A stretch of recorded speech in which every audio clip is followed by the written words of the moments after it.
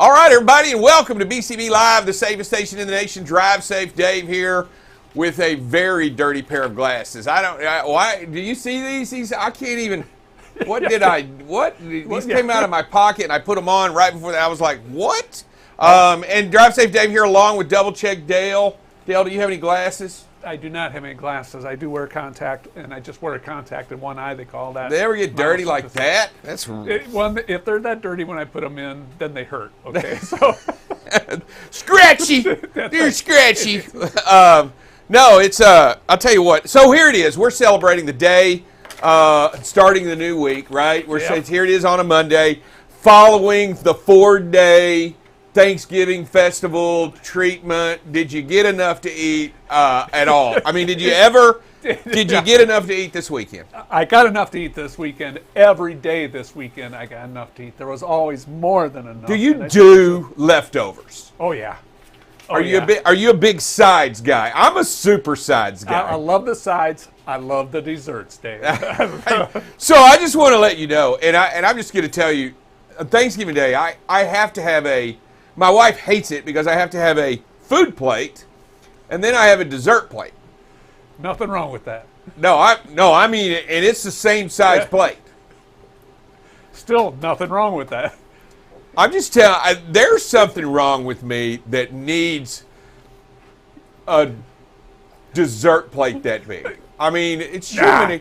And let me just tell you, my aunt did an amazing job on the cherry pie this year. I'm telling you, blue ribbon cherry pie, the flakes are still, they're like snow. They're still falling. They haven't hit the ground yet. They were so good. And I know, you may not know this about cherry, and you know, that's not pie filling that she put, the canned pie filling. That'd be cheating. Amazing cherry pie. Wow. And by the way, do you like banana pudding? It's not my favorite. I tell you what, do you like Blake? I know you're back there. I saw you lean back in your chair. Big banana pudding flavor. Absolutely. God, I wish we had that for Thanksgiving in our house. We don't. Banana.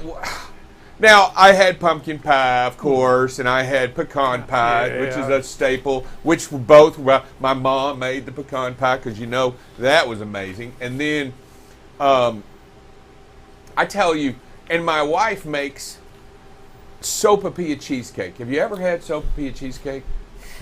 Can't say that I have. Oh my God. She brought two big deep dishes out. Gone. Both of them are gone. I mean, people ate them up. Went back for seconds on the sopapilla cheesecake. Do you have any left? What part of gone did he not get? What part are you? Not listening to him or what? I said it like three. I said gone 3 times. You said people went back for seconds. Okay. Gone. He has a separate dessert plate. Oh, here you go. Let's start over. There's no more left gone. That's it. The desserts are gone. I understand that. I got that part. Do you do leftovers? Yes, absolutely. Oh yeah. Well, who doesn't? What? You're gonna be disappointed in me though. What? I didn't do desserts this weekend. You didn't get any desserts for I the did not. holidays? I chose not to. Yes. Other than fruit salad. That's not a dessert.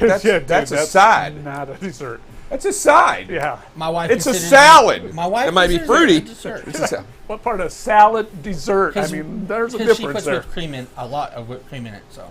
I know we're going to sit here and we could talk hours on food, right? I mean, honestly, hours.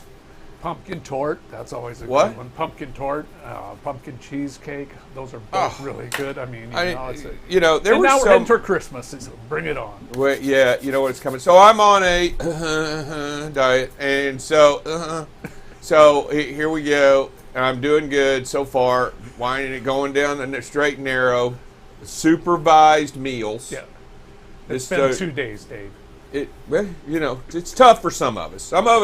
Some of us have to swim up a stronger stream, right? I feel like I'm going up the Niagara Falls. You know what I mean? Like going up Niagara Falls. It's just a different. Everybody else has some might have a shower. I'm thinking Niagara Falls, right? It's a different. Some have a sprinkle. Mine's, huge volumes of water washing over me in the form of cookies. I'm just saying, and I'm doing everything I can to swim upstream. But we're going to do it. I have made a commitment with my wife, and therefore I am, she's the boss. You look all right. so thrilled. What? You look so thrilled. Look, about it. it's a journey, and I'm excited about it. It's not. And I'm going to get this. This is one of those moments, turning moments in your life, where I don't know if you've ever had to head out on like a 10-mile trek with a rucksack of 80 pounds of equipment and a weapon. The first step is never that good because there's 10 miles in front of you. However, I feel like I'm on that journey, but we're going to get through it. We're going to pile through it, and we're going to march it through. And you know what? As we go, we're going to get more excited. It's going to be like a snowball effect. We're going to get there on that. All right. So I'm wearing a shirt today, and the reason on my shirt, I want to mention, Dale, what does it say? School. Why would I wear a school crossing emblem today after Thanksgiving? Because school is back in session right now. As the Thanksgiving break is over, everybody is back in session. So let's be aware about those kids out there. Let's be aware about the school buses, the school zones. Let's put the cell phone down, especially in the school zones. Let's obey those stop signs, intersections, keep them safe. Absolutely. Protect the children out there. Look, they've got a couple of weeks before before Christmas break. Be aware of what they're doing. They're going to be a little distracted. It is a little bit more inclement weather. You may have fog, you may have rain, you may have ice, sleet, snow, whatever the case may be. Understand you're going to have children out at school stops, bus stops, going to crossing to school, riding bicycles. Yep. They still do that, right? They still ride bicycles. Yeah, Powered ones, electric ones, scooters, electric, hovercraft, whatever they're in or whatever they're doing. Understand, look, you got to understand. I just want to remind everybody. We try to remind everybody at the beginning of the year. I like to remind everybody after Thanksgiving break, and I like to remind everybody after Christmas break. We're back in school, and make sure you're aware of what's going on out there. And then we'll be back in just a second. We've got a great interview with Jared Childress over there at Childress Law. We're going to talk a little bit about some fascinating topics coming up in just a minute here on BCB Live, the safest station in the nation. We'll be right back. You're watching BCB Live, the safest station in the nation. BCB Live covers freight. Here we are now at 21% of record freight being rejected. News down in Texas. We're going to talk a little bit about this. We had another $1.5 million seizure. If ever there's a time to do a pre or post trip, it's if you're doing something wrong. weather, traffic. Hey, good morning, everybody. Welcome to some traffic and weather with Buckle Up Bob. You can kind of see where the visibility can be compromised a little bit. Again, right where that rain is. And most importantly, safety. One of the things that we must do is make sure that safety is the number one thing that we focus on. Going into an intersection, yellow is not the way. That's to clear an intersection, not to enter an intersection. Tune in weekdays from 7 a.m. to 8 a.m. Central Standard Time. You can watch BCB Live through LinkedIn, YouTube, or Facebook. So what are you waiting for? Subscribe today and follow BCB Live.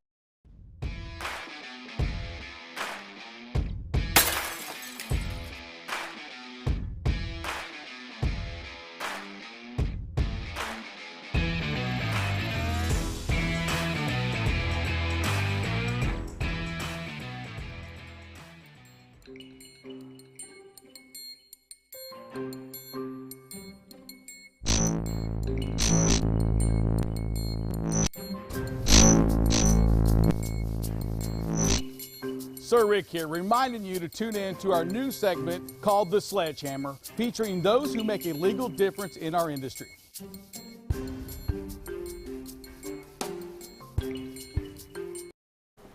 All right, we're back here on BCB Live, the safest station in the nation. Drive Safe Dave here, along with Gerald Childress. Yes, he's an attorney at law at Childress Law Firm. We are excited to have you. How you doing today, sir? I am excellent, Dave. Thanks a lot for having me. Yeah, absolutely. So let's start off with the big question. Where are you at? What's the weather going on right now there? I am in Indianapolis, Indiana. It is about 45 degrees, which is pretty warm considering we're almost into December, and it's a nice day today. Well, you know what, Jared? Just to break your heart a little bit, we're going to be at 70 today here in Dallas. So, Oh my goodness. and the That sun. sounds So I good. know you're gonna feel sorry for us over here, right? In short sleeves, and putting suntan lotion on our face. Can I get one thing out of the way too? I noticed when you were talking about your pies earlier, you did not mention the best Thanksgiving pie, which is pecan pie. Yeah, no, I said I had. We say. No. Listen to how he said it. Yeah, pecan. We call it pecan. And by the way, that's my state tree. So I think that's the Texas state tree. So I get to call it whatever we call it. It's pecan pie. All right, I'll take that. And my mom made it this year. Oh. Okay. Oh yeah, it was good. Oh yeah. Pecan. What is wrong with him? No, I'm good with it. You know what? If y'all get a piece of that up there, it's good stuff. Did you have a good Thanksgiving? I had a great Thanksgiving. Spent a lot of time with family. Had some pecan pie and a lot of turkey. So still wearing the sweatpants right now. Stretchies. I got stretchies on too. Look, let's jump right into it, children. Let's talk right into it, Jared. Let's talk a little bit about what you do. First of all, who you're with. Let's go right. Tell us a little bit about yourself. Sure, yeah. Jared Childress. I'm a transportation attorney. I practice out of Childress Law with one other law partner. I'm also a vice president at Truck Safe Consulting. Both companies are focused on assisting motor carriers with DOT compliance, risk mitigation, and all of those projects that kind of fall under that category. You know, I'll tell you what, real quick. You used to work at Scopolatus, correct? Yep, Scopolatus Law Firm, indeed. Yeah, which is probably one of the biggest transportation law firms in the country, right? It is the largest transportation law firm in the country. Yep. Look at you. What do you get when you work a place like that and then come out on your? What was the biggest takeaway? Oh, there were many. I mean, it was a fantastic place to cut my teeth in the transportation industry. Some really, really fantastic experienced attorneys there from every facet of the transportation practice. So I was able to learn a lot of different areas and really just drink from a fire hose from the years that I was at Scopolatus. So very grateful to the folks there, and it was a great place to learn the transportation industry, without a doubt. So you pretty much got Childress Law Firm. You've pretty much gone and doing a transportation business. Here's the big question. What is the biggest issue that you see right off the bat, Jared, almost every single time? Typically when I come in to look at a motor carrier's compliance operations, my approach is generally hours of service is your biggest problem, change my mind. And oftentimes I'm proven correct that hours of service is often the biggest issue with a lot of carriers. It becomes the biggest issue because it manifests at roadside heavily. It manifests as a big problem in highway accident litigation. And also in the event of an actual DOT audit, we know that hours of service is double weighted. So it's a very, very big issue, and it can actually be the single thing that sinks you with your safety rating in the context of a DOT audit. So hours of service specifically, there's a lot of layers of the onion to peel back with hours of service, but generally speaking, it's hours of service is a really big problem. Yeah, Jared, and I'm going to ask you kind of as I build this, why would hours of service be such a big issue when we all have electronic logs and it's done automatically? Right? I mean, it shouldn't be that hard, right? If we have electronic logs that record that stuff automatically and report it correctly, why would we have such an issue with that? And I ask you that because I want to hear you say it. Well, ELDs, they've been around now for about 5 years. Obviously, in 2017, we had that 2-year period where you could use the AOBRDs. But generally speaking, we've been dealing with ELDs since 2017. They did a lot of good things. They did arguably some bad things. But one thing that they did was make it easier to discover violations, make it easier for motor carriers to track violations. So a lot of times, those violations become more apparent, which can become more problematic when the DOT is actually looking at hours of service during an audit. Now, there's a number of trends that have developed over the years with ELDs, driver-facing trends at roadside, and then also trends that we see in the back office systems with motor carriers as well. And I can walk through some of those if you'd like me to. Yeah, why don't you just give us a quick kind of a tour of why, you know, to me, I think the ELD as it came into effect, I think it without question did one important thing more than any, level the playing field probably, and then secondly, I would say created much data, more data than we've ever had in our entire lives. So go ahead and build onto that and tell us what it is you see and what it is you sometimes see that tends to be a problem. Absolutely, and I will say one quick piece here.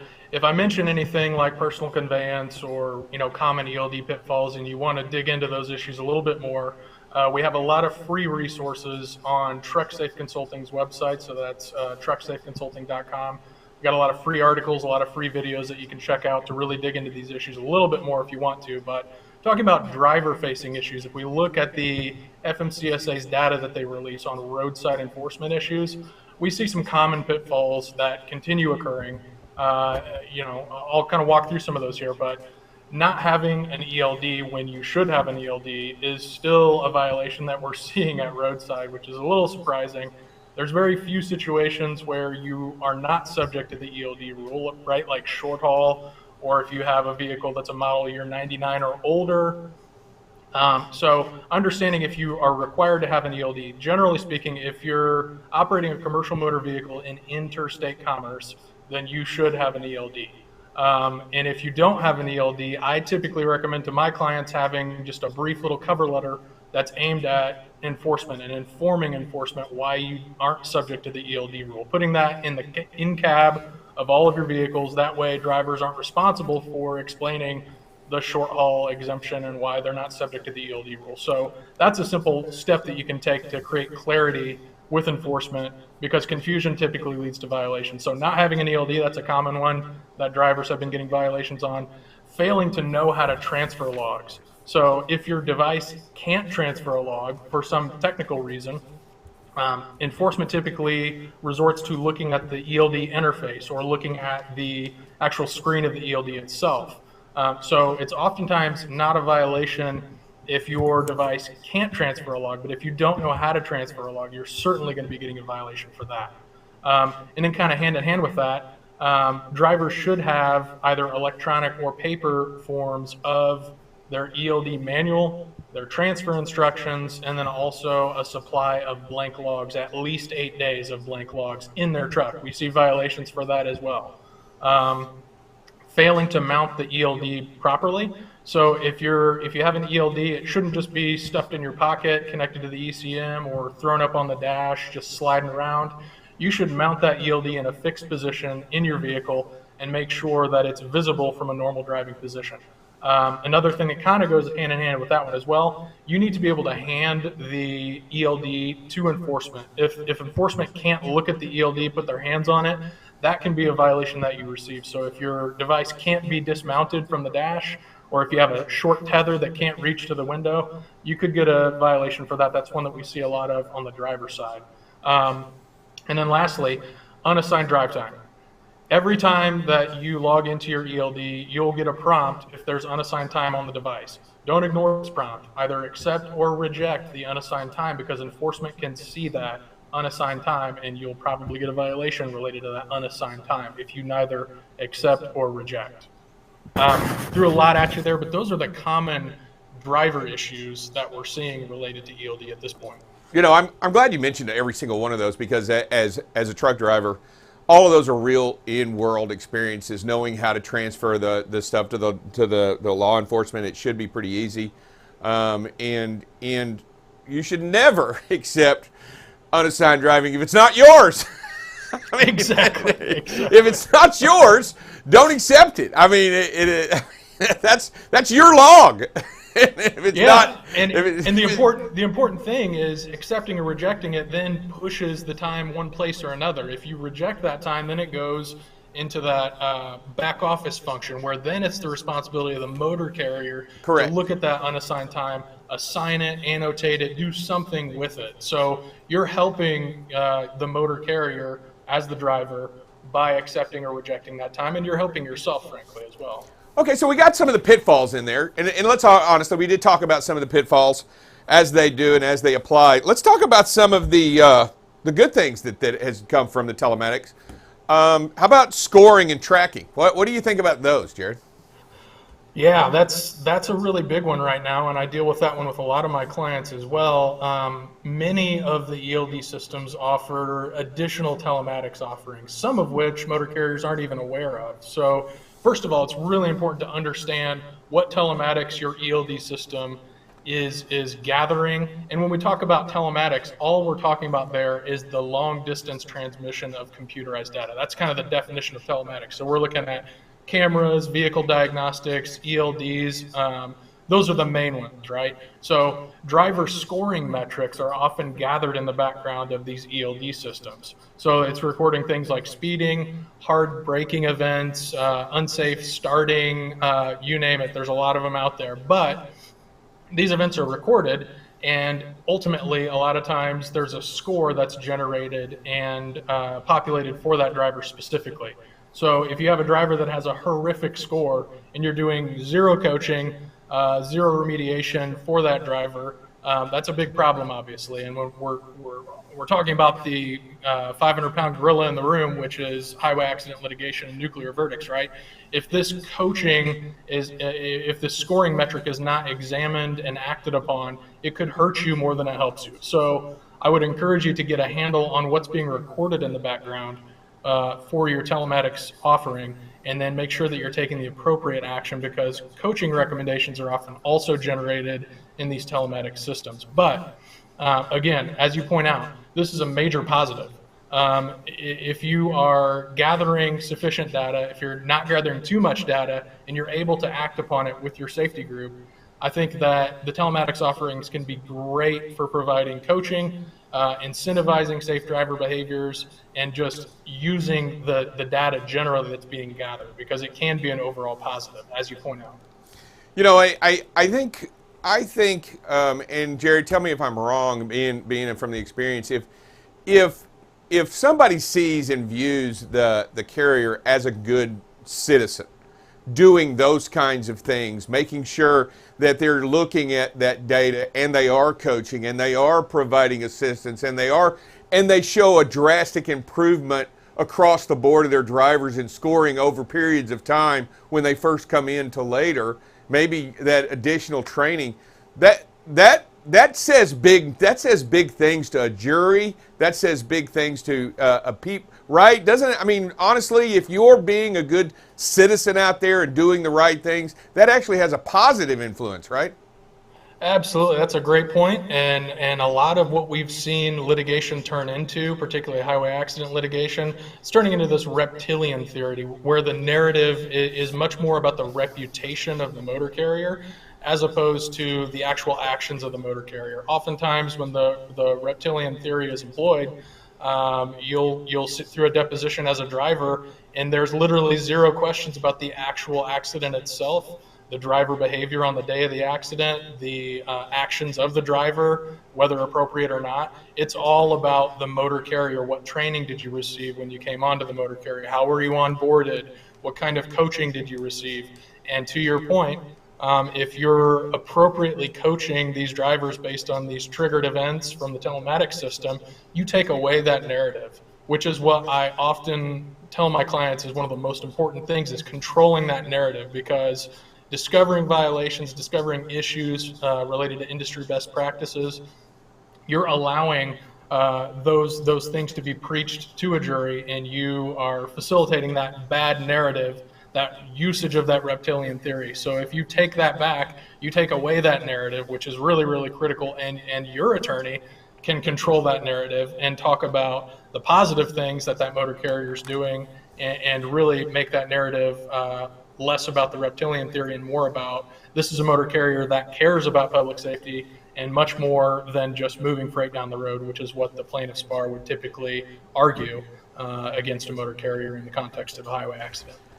Yeah, I inside the courtroom, I think it's important to realize that if you can demonstrate your actions and prove that you're doing what you can, I think it plays into a big part, like you said, of them seeing who you are and what you're about. If you do nothing and you pretend, I think the days are over when I didn't know about it, so it's not my fault. I think, that if I just look a blind eye to it, then it's not really going to hurt me. I think those days are gone. Don't you agree, Jared? You've got to dig in. You're responsible to find out everything you can to make yourself better and to be a better citizen out there on the road. I agree with that. I think those days are definitely gone, but I'm still a little bit surprised by how many motor carriers that I do encounter that are unaware of what kind of things are being gathered by their telematics system. So again, I'd really encourage you to get into the back office of your ELD and take a look at any kind of coaching, scoring metrics that are being recorded and understand that. And another thing, when we're talking about data generated from telematics systems in the context of litigation, make sure that you understand retention periods on your videos. Make sure that you understand how you need to reach out to your telematics vendor and place a litigation hold on files, because I just encountered a case where a motor carrier had video that essentially exonerated the actions of the motor carrier, but for some reason the video footage, which was forward-facing video footage, was deleted from the camera system, and so that's just not there anymore. And at this point, that's now been turned against the motor carrier and is now being used to say, well, this video footage proved that the motor carrier's actions were inappropriate, and they're now subject to claims of spoliation of evidence, which is very bad, means they destroyed the evidence on purpose. But in all actuality, it was evidence that really helped the motor carrier, but had they gone through the process of working with their vendor to secure that footage and make sure that it's retained in its native format, it would have been used in the lawsuit. Well, and you obviously you work with many different carriers. What's a really big difference between working with the 20 or fewer with you and the larger trucking companies? Because you work with both, and I know that you each have their own dynamic. One probably has a larger safety department and not just one guy. What Jared? What is it? How do you view both of those, and what are some challenges with both of those? That's a great question, and it's a pretty long-winded answer that I'll try to give you in a short way. With the large carriers, you're right. They have a lot of resources. They have already developed and pretty mature practices in a lot of cases. And when recommendations are made, it's pretty easy for them to tackle recommendations. And so when I approach smaller motor carriers, I have to keep in mind that they don't have the resources that these larger motor carriers do. So I tailor my recommendations typically to make them digestible for the smaller fleets, because oftentimes the safety director may also be HR, may also be accounts payable, all these different things. So you got to understand who you're talking to and how many hats that individual is wearing and tailor your recommendations accordingly. But oftentimes, like I said, the hours of service is just as big of a problem for the mega fleets as it is for the really small fleets. Now, it's much easier to put digestible policies in place with small fleets, just because you have less driver communication and education to do, and you're most times starting with a blank slate. And getting change affected in large motor carriers can be very challenging, particularly if the executive management team is not on board with updating policies and pushing things down the road. But just the kind of the red tape, the corporate red tape that you encounter with some of the larger motor carriers makes it a much bigger challenge than with the smaller fleets. Jared, we're sitting here talking, and I'm realizing something that as we continue to talk, being a law firm that comes in and gives advice, let's just say, because I think an audit is important to a trucking company. It doesn't matter what size you are. I don't care if you're 1,000 trucks or you're one truck. I think an audit and an annual audit is something that you should do on a regular basis. Over there at Childress Law, y'all do that regularly, right? You provide and help provide audits. Because you're a law firm, are those audits considered attorney-client privilege and not subject to, what do you call it when they discovery? Discovery? Yes, indeed. That's one of the main things that we do a whole lot of. We're constantly juggling about 2 or 3 mock DOT audits, and the focus there obviously is preparing the motor carrier for an actual DOT compliance audit. And if a motor carrier has elevated scores or high accident rates, then we can advise them if they're at a higher or moderate risk of an actual DOT audit. But most of the time, motor carriers have a pretty good handle on we're probably on a list somewhere. It's just a matter of time before we get this actual DOT compliance audit. So we're going to bring Childress Law or some other consultant in to do a mock audit. And yes, you're right. If you run a mock DOT audit through a law firm, it's going to be protected by attorney-client privilege. And so I would caution a lot of folks that are using consultants to understand that the findings of a DOT audit would likely be discoverable in the context of litigation if you do not run those through a law firm. So what you'd be doing in that instance is creating kind of a roadmap of non-compliance or compliance for a plaintiff's attorney. And if you don't take appropriate corrective actions on those violations that are discovered during that DOT audit, then you could just be setting yourself up for some heartache in the context of litigation. I'm glad, all this is digestible information. And before you get out of here, I just want to ask really quickly. We talked, you brought up, nuclear verdicts. I think it's important that I think everybody wants tort reform except plaintiff attorneys. But really, I think it's necessary for all of us in the business. I think it's all of us in this country to get it. I wonder with you, and me and you joked about it earlier, we've been talking about it for years with very little result, right? Indeed, yeah. Tort reform's been discussed for 20 plus years. Realistic tort reform is going to be hard to come by, but if we look at places like the state of Texas, putting HB 19 in place, it's baby steps towards tort reform, and it puts in place real efforts to level the playing field, if you will. And the big things that HB 19 does, and I've talked to John Esparza, who's the president and CEO of the Texas Trucking Association, about this. He's actually come on our Truck Safe show as well and gave us a pretty substantive discussion about that. But making the video footage of crashes admissible in court seems like a no-brainer, right? But that's one of the things that HB 19 does, is make that video footage admissible in the context of highway accident litigation. And video footage is great for motor carriers because it either lets them know, hey, we as the motor carrier are at fault, we need to settle this case and get out of this and save a bunch of money in legal fees, or it says we need to dig our heels in and push this video footage over to plaintiff's counsel and say, we're going to be able to get this in because of HB 19, and this is going to hurt your case big time. Let's settle this case, get out of it.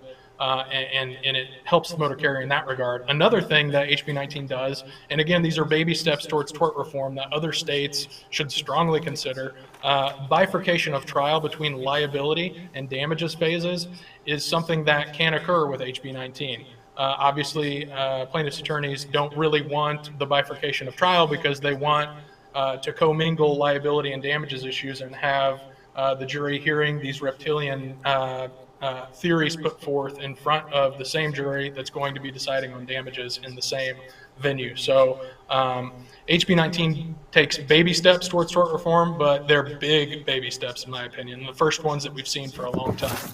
Yeah, and I think to be helpful across the country, I think it's important that you join or you get involved with your trucking association within your state. Also on a national level, it's not that much. It's not, in fact, it benefits you greatly. Also, it increases your voice. So I think it's necessary that we're all in this industry together. We all have a voice, and it should be heard if we're going to make any changes. And the only way we're going to get it done is do it together, Jared. I truly believe that there's no one person or one state that's going to be able to change it all. We've all got to find a way to dig our heels in, just like you're saying, and figure out how we can get some of these baby steps in place in order to help with the level playing field. I think it's important. Jared, real quick before we go, if anybody wants to get a hold of you over there at Childress Law, what's the best way to reach out, to contact you, or to find you out there on the web? What is the best way?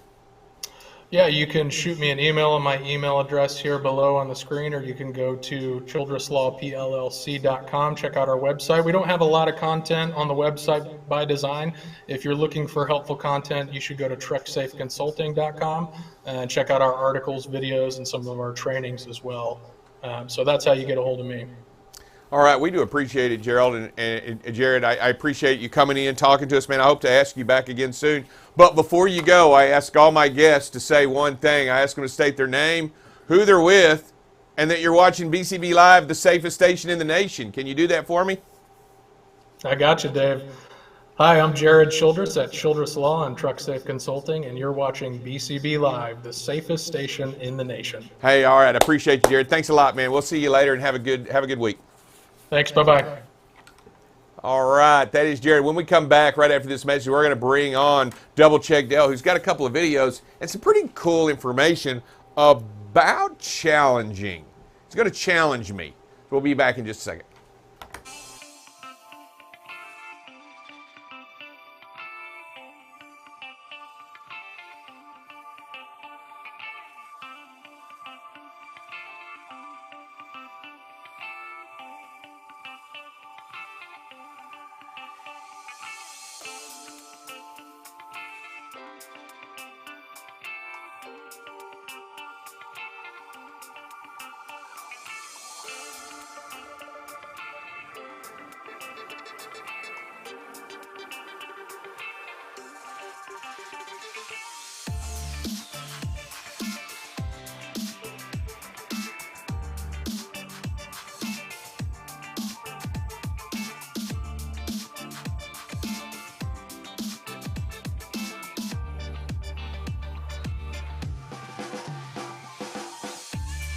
All right, it's Drive Safe Dave back here along with Double Check Dale. And Dale, you're going to be a little challenging today, aren't you? We are going to be a little challenging today. We're going to talk about data queuing accidents, which ones are challengeable, which ones are not.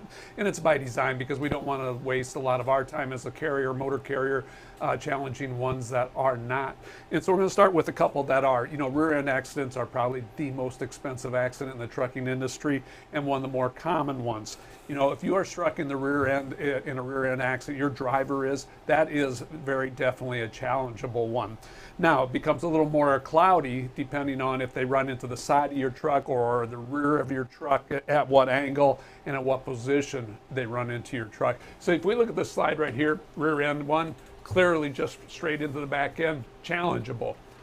Side at the rear of crash, you know, he's caught the rear quarter of the trailer behind the rear axles. Very, very challengeable. Vehicle was merging into traffic and struck the CMV again at the rear corner. Those are the ones that are very challengeable. The where it becomes a little cloudier and a little more challenging is if we look at the next ones, if the vehicle is changing lanes and changes lanes into you at or ahead of your rear axles on your trailer, it's not a challengeable. Well, and I understand that because to me, this is no longer rear end collision. Yeah, exactly. That's a side collision That's a by side collision. definition, and I get that. So and as we're talking about this, we're also talking about as you challenge and if you feel like you need to challenge it, you're going to improve your CSA score overall if the challenge goes your way. Absolutely, but you want to make sure when you start to these challenge process that you have one that is challengeable. You don't want to waste your time and you don't want to waste the motor carriers because they'll just send it back and say this is not a challengeable accident, and they don't like that, and it actually takes a little bit away from your status when they see that. A little bit challenging you are today. Yes, sir. I think we've said that word. How many, you know what, that is a lot of word. We've used that word a lot today, challenge. It's going to be a challenging week. Oh, no. That is a prelude to a disaster. All right, I will tell you, did you want to show a video or two before we get out of here? Yeah, let's look at a couple. Ooh. You know, we're too close. You know, and the thing about this one is we talk about speed and space. When this video starts, the driver in this one is about 3-4 miles over the speed limit. Had he be going the speed limit or a little below, chances are we're never too close to the vehicle ahead of us. Yeah, slow down. Why aren't you speeding?